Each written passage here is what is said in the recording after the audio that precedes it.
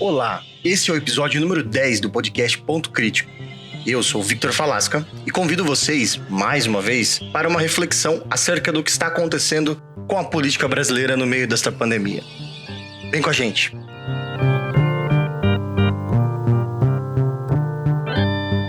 No dia 22 de maio de 2020, o ministro do Supremo Tribunal Federal, Celso de Mello, tornou público o vídeo da reunião ministerial que o ex-ministro e ex-juiz Sérgio Moro apontou como prova da interferência de Bolsonaro na Polícia Federal e motivo de sua demissão do governo. O que vimos, porém, foi além de uma prova. Que de prova, na verdade, não teve muita coisa.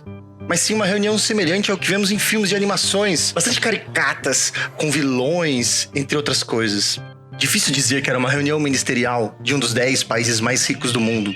Muito difícil. Muitos já falaram em específico sobre as falas, os recortes dessa reunião. E eu realmente não gostaria de soar tão repetitivo assim. Gostaria de convidá-los realmente para uma reflexão do após esse vídeo. E agora? O que a gente faz com ele? Este vídeo, que não tem novidade para quem já é crítico desse desgoverno, ou para quem apoia e ama o presidente, né? Ele serve para oficializar o que falávamos. Eles não estão a serviço do Brasil. Esta afirmação precisa ser endereçada para aqueles que chamarei aqui de indecisos.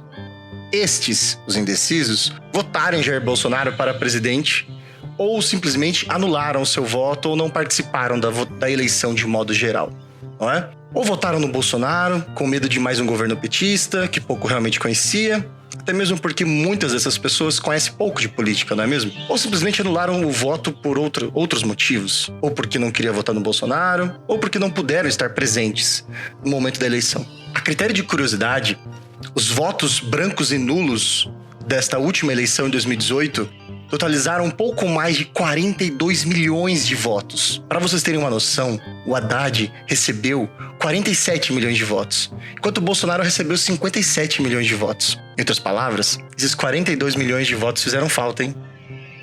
Os indecisos ainda estão nessa condição, mesmo mostrando sinais de arrependimento durante essa quarentena. São indecisos justamente porque recebem uma grande quantidade de informações, e aí a gente pode dizer de ambos os lados, entre aspas, né? E não sabe de imediato em quem acreditar. E por quê? Porque precisa ser convencido de que não faz sentido a grande quantidade de absurdos que houve e de que não passa, na maioria das vezes, de fake news esses absurdos. Diria eu até que a maioria das informações que eles recebem são dessas fake news. A página americana, chamada Sleep Giant, importante máquina de combate a fake news nos Estados Unidos, chegou no Brasil recentemente e já tem mostrado resultados. Para quem não sabe, a Sleep Giant é uma iniciativa de um grupo, de mídia nos Estados Unidos que começou a apontar para as empresas que fazem propagandas mediante o que a gente chama aí de Google AdSense, né? E aponta para as empresas que investem dinheiro nessas publicidades que atingem o planeta inteiro, onde tem sites com fake news, sites que são considerados ruins e nocivos para a sociedade e que as propagandas dessas empresas aparecem. Para vocês terem uma noção, no Brasil, os resultados já começaram a aparecer. Empresas como a Dell, o próprio Banco do Brasil, Telecine, McDonald's, Zoom, Philips, PicPay, History Channel, Doméstica, Submarino e Fast Shop foram notificadas dessa situação e já declararam que retirarão os seus investimentos publicitários desses sites. Um dos sites, por exemplo, que mais recebe esse tipo de publicidade e que mais tem acesso desse pessoal que disseminam fake news é o chamado Jornal da Cidade Online. Iniciativas como o do Sleep Giants atingem diretamente os maiores mecanismos que confundem o eleitor brasileiro. Somado a vídeos como estes da reunião ministerial, contribuem para que a opinião desses cidadãos indecisos tome uma forma mais coerente, menos influenciada por mentiras, contribuindo para que a democracia brasileira volte a emergir com personagens de melhor caráter, preocupados realmente com o Estado democrático de direito. Se você não tem dúvidas, ou precisa convencer alguém do desgoverno, que é esse de Jair Bolsonaro, o recorte da fala de Weintraub... Odeio povos indígenas, odeio esse povo, odeio povos ciganos, só tem um povo nesse país. Quer não quer, se quiser, é povo brasileiro, só tem um povo. Eu, por mim, botava esses vagabundos todos na cadeia, começando no STF. E é isso que me choca. De cunho plenamente nazista. Para quem não sabe, Adolf Hitler defendia a unidade étnica nacional no seu governo, A gente chamava isso de raça ariana. E o recorte da fala de Salles...